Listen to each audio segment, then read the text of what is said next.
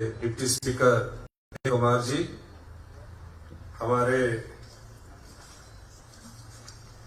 राम कुमार जी जो कि सीपीएस है, Harish Chata ji MLA Shimla, Surender Chauhan ji mayor, Ker Singh Khachi ji chairman HP forest corporation, Devender Shyam ji HP state cooperative bank, Nardev Kanwar ji president chairman HP building and other works, और हमारे Rajiv Kumar ji principal chief conservator of forest, सभी सम्मानित विभाग के अधिकारी, राव साहब और सभी काउंसिल महोदय, इस पंडाल में बैठे सभी हमारे साथीगण। 18 महीने पहले प्रदेश की जनता ने हमारी सरकार को आशीर्वाद दिया और कांग्रेस पार्टी की सरकार बनी। मैंने सभी विभागों की मीटिंग ली और सभी विभागों को निर्देश दिए कि एक ऐसी व्यवस्था के सहारे हम आगे नहीं बढ़ सकते, उसमें परिवर्तन की जरूरत है। उस परिवर्तन में वन विभाग भी हमारा एक विभाग था। उस समय हमने कहा था कि हमें हिमाचल प्रदेश को 2027 तक आत्मनिर्भर बनाना है। 2032 तक हिमाचल प्रदेश हिंदुस्तान का सबसे समृद्धशाली और अमीर राज्य बने, इस दिशा में हमने काम करना शुरू किया। और हमारा पहला बजट इस बात को इंगित करता है कि हमने उस समय पहले बजट में कहा कि हम मार्च 31 तक 2026 तक प्रदेश को हरित राज्य के रूप में विकसित करेंगे। उस दिशा में हमने शुरू किया और इसी दिशा में हम आगे बढ़ने के लिए नियमों में परिवर्तन करते रहे। 40 साल से एक ऐसी व्यवस्था चली आई कि पुराने कानून, पुराने नियमों के सहारे हम प्रदेश को आत्मनिर्भर नहीं बना सकते थे। वन विभाग में हमने परिवर्तन करने की सोची और हरित राज्य बनाने में वन विभाग का भी एक अहम महत्वपूर्ण भूमिका है और विभागों की भी इसमें भूमिका है। पिछले दिनों में बिजली विभाग के बैठक ले रहा था तो मुझे खुशी है कि जिस दृष्टि से हमने बिजली विभाग में काम करना शुरू किया उसमें हम आगे बढ़े। हिमाचल प्रदेश का सबसे बड़ा सोलर पावर प्रोजेक्ट आजादी के बाद 32 मेगावाट का 6 महीने में बनकर तैयार हुआ और आज उससे हम बिजली का पैदा कर रहे हैं। 2 और प्रोजेक्ट है जिनके भी टारगेट लाइन 6 महीने के भीतर है। ग्रीन हाइड्रोजन में हमने ऑयल इंडिया लिमिटेड से काम किया, उनके साथ मिलकर एमओयू किया और हिमाचल प्रदेश में उस दिशा में भी बड़ा आगे बढ़े। वन विभाग में हमने कई महत्वपूर्ण बदलाव किए और उस महत्वपूर्ण बदलाव में मुझे ये बताते हुए खुशी हो रही है कि जहां वन विभाग की रॉयल्टी 35 करोड़ रुपए थी, मात्र 1.5 साल में वो बढ़कर 70 करोड़ रुपए हो गई। ये नियमों में परिवर्तन के स्वरूप ही हुआ। हमने वन विभाग में कहा कि पहला जो पेड़ बरसातों में गिरते हैं, शहर में तो नजर आ जाते हैं लेकिन गांव में वो सड़ जाते हैं, और गांव में जब वो सड़ जाते हैं तो उसका कोई फायदा नहीं होता। हमने कुछ डिविजन्स में पायलट प्रोजेक्ट शुरू किया जिसका फायदा ये हुआ कि पिछले साल 15,000 पेड़ जो थे, जो गिरे हुए थे या सूखे हुए थे, उनको हमने फॉरेस्ट कारपोरेशन की स्टोर तक या वन विभाग को जो अधिकार हमने दिया बेचने का, उसके द्वारा हमने उसको बेच दिया। और आज इस परियोजना को मैं पूरे प्रदेश में लागू करने की घोषणा करता हूं, जिसमें क्या योजना है जिसमें फॉरेस्ट गार्ड ये रिकमेंडेशन देगा, अनुमोदन करेगा, क्योंकि सभी फॉरेस्ट विभाग के अधिकारी बैठे हैं। फॉरेस्ट गार्ड 2 पेड़ की अनुमोदन करेगा और डीएफओ 25 पेड़ तक का जो सूखे हुए पेड़ हैं या गिरे हुए पेड़ है उसकी परमिशन डीएफओ लेवल तक कर दी गई है, जिसमें डिप्टी रेंजर को भी इन्वॉल्व कर दिया गया। पहले क्या होता था, इन पेड़ों को उठाने की परमिशन नहीं होती थी, काटने की परमिशन नहीं होती थी, और फॉरेस्ट कारपोरेशंस को हम बोलते थे, फॉरेस्ट कारपोरेशन भी काम तेजी से करती थी। लेकिन हमने इनको इस योजना को आज से पूरे प्रदेश में लागू कर दिया गया है। इसकी एसओपी उनको तुरंत प्रभाव से मिल जाएगी। दूसरा, हमने आज बदलाव ये किया है, जैसे एनएचआई के 4 लेन बनते हैं उसमें 6-6 महीने तक पेड़ काटने की परमिशन नहीं मिलती। आज अभी मैं यहां आने से पहले जो भी डीएफओ कंसर्न होगा, स्टेज 1 की परमिशन के बाद वो पेड़ काटने की अनुमति उन सभी विभागों को मिल जाएगी और वो काम करना शुरू कर देंगे।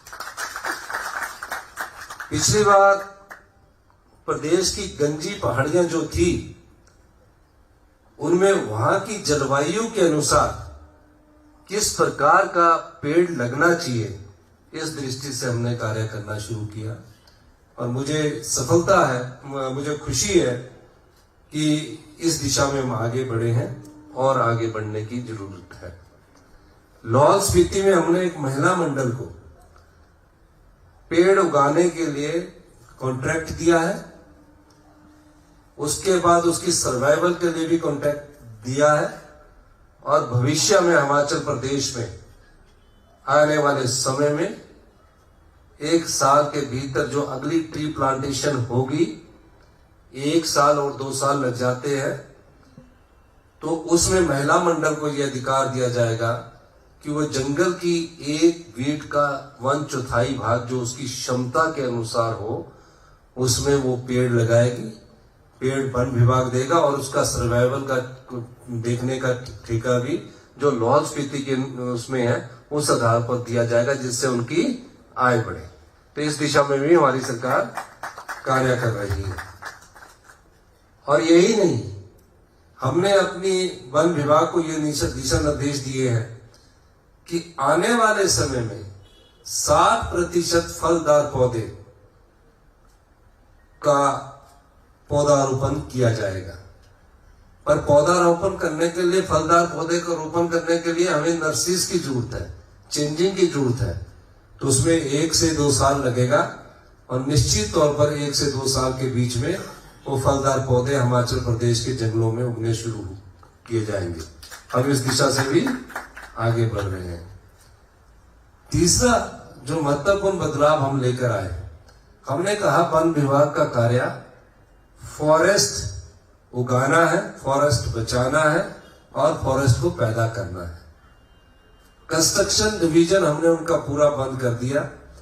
1 अगस्त से जो भी फॉरेस्ट डिवीजन का कंस्ट्रक्शन वर्क है, जिसमें काफी 60-70 लोग आपके कंस्ट्रक्शन डिवीजन में थे, उनको ये ऑप्शन दी गई है कि आप जो कंस्ट्रक्शन डिवीजन से रिलेटेड विभाग है उसमें अपनी ऑप्शन दीजिए और आप उसमें अपने आप को समायोजित कीजिए। तो उसके भी हमने दिशा निर्देश दे दिए गए हैं। सवाल क्या है? सवाल प्रदेश की आय बढ़े, सवाल प्रदेश के जो नियम कानून है उसके हिसाब से हम एक नई दिशा को लेकर आगे बढ़े। मैं एक बात और कहना चाहता हूं, हमारे कई प्रोजेक्ट्स चाहे 4 लेनिंग के हैं चाहे लीनियर प्रोजेक्ट है, इसलिए अड़े रहते हैं कि उसमें परमिशन ही नहीं मिलती है। तो पहली बार हमने डिसेंट्रलाइज किया है डीएफओ लेवल तक। पहली बार ये अप्रोच हमारे निचले स्तर तक पहुंची है और निश्चित तौर पर इसका लाभ आने वाले समय में हिमाचल प्रदेश के लोगों को होगा। जो चीज आज हम सोचते हैं उसको स्वरूप देने में समय लगता है। आज अगर हम 60% फलदार पौधों को लगाने की सोच रहे हैं तो महज 1-2 साल में नहीं होगा, ये तकरीबन 10 साल लगेंगे। जब आप जंगलों में देखोगे कि हमारे फलदार पौधे हैं तो इस दृष्टि से हमारी सरकार कार्य कर रही है। मैं पीसीसीएफ को भी बहुत बहुत मुबारक देना चाहूंगा राजीव जी को कि कई परिवर्तन आपने जो हमें दिशा निर्देश दिए उस आधार पर आपने ये परिवर्तन किए हैं और इन परिवर्तनों के अनुसार आज फॉरेस्ट विभाग नए स्वरूप में आगे बढ़ा है।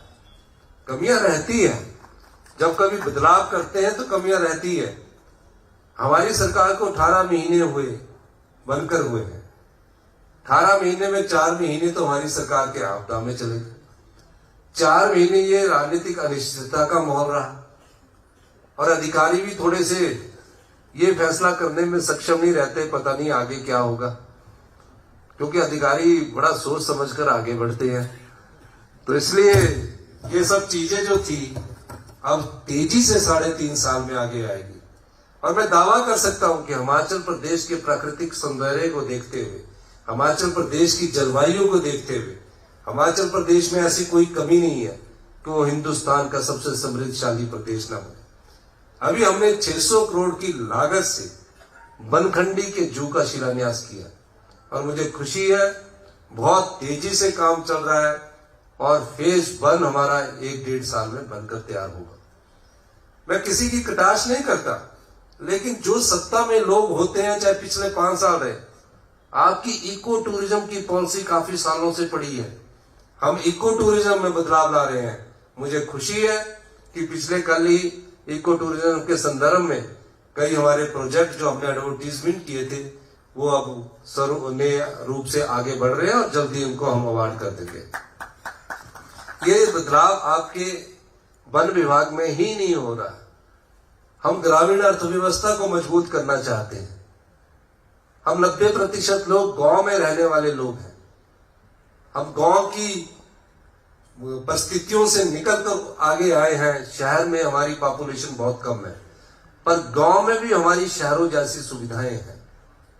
तो उस गांव की अर्थव्यवस्था जब मजबूत होगी तभी हिमाचल प्रदेश आत्मनिर्भर की नींव रखी जाएगी। चाहे फॉरेस्ट डिपार्टमेंट है, चाहे हमारा माइनिंग डिपार्टमेंट है, इंडस्ट्री डिपार्टमेंट है, चाहे हमारा सचिवालय स्तर पर काफी बदलाव करने की जरूरत है, पीडब्ल्यूडी डिपार्टमेंट है, सब विभागों में बदलाव का एक दौर चल रहा है। कुछ थम सा गया था पिछले 4 महीने से, लेकिन हम और तेजी से इसको में बदलाव लाएंगे। और मैं दावे के साथ कह सकता हूं, जिन योजनाओं के लिए हमने बजट का प्रावधान किया है, आने वाले समय में आप देखेंगे कि इसमें अमूलचूल परिवर्तन आया है।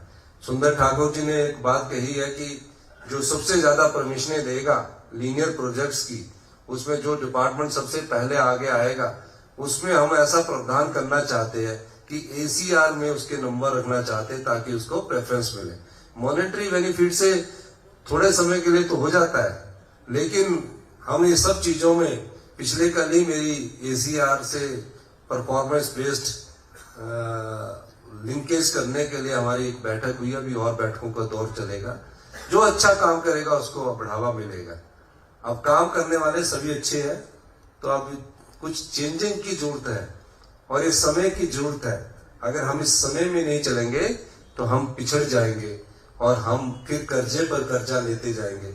इन्हीं शब्दों के साथ मैं आप सभी लोगों का धन्यवाद करता हूं।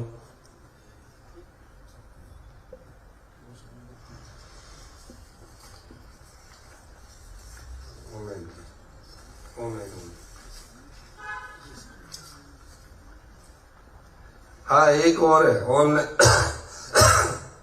वन विभाग द्वारा फॉरेस्ट कंजर्वेशन एंड मैनेजमेंट में और गति लाने हेतु GIZ व CDAC की मदद से एक कॉम्प्रिहेंसिव सॉफ्टवेयर ई फॉरेस्ट बनाया जा रहा है। मुझे इस सॉफ्टवेयर की बीटा टेस्टिंग का शुभारंभ करते हुए हर्ष हो रहा है।